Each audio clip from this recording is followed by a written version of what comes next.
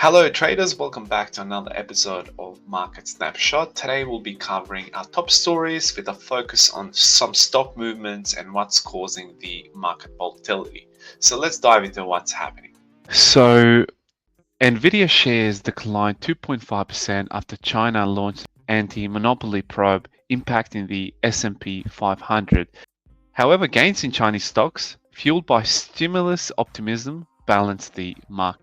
Investors are now focusing on US inflation data this week, with a stable CPI and rising wholesale inflation.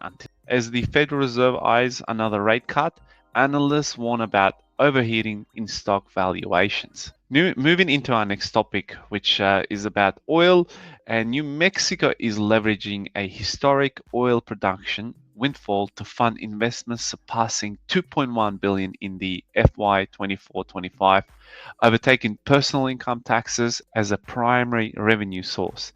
I wanted to share this interesting stock as well, which had some big movements last night. So, AppLovin Corporation, which is an American mobile technology company in California. It's been around since 2012 and it's listed on NASDAQ. So, AppLovin actually dropped yesterday about 15%, but overall the shares went up 99% in November and about 800% in the past year. I think a lot of it was driven by exceptional Q3 results with 1.2 billion in revenue.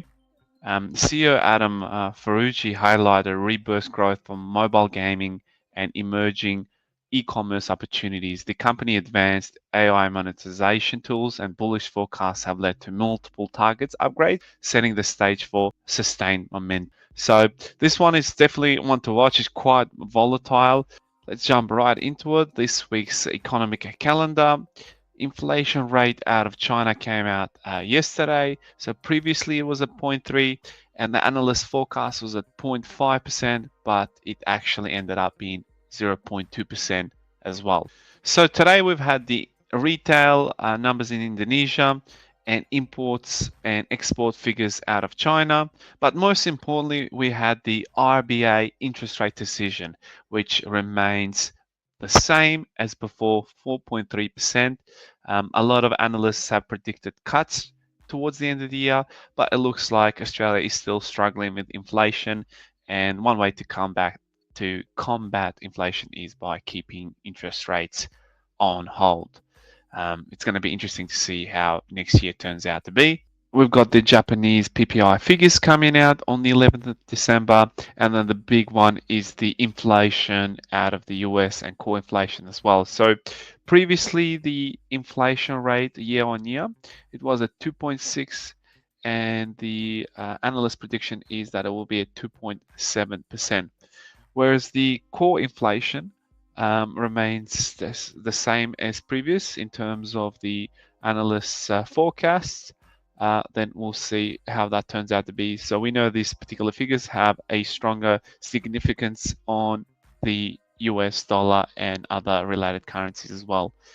We expect the ECB to actually cut interest rates from 3.4 to 3.15. Thank you so much for watching our content. Please make sure you read our disclaimer. Trading does carry a risk, so you need to make sure you make your own decisions when it comes to trading. Until next week, I wish you all the best. Thank you.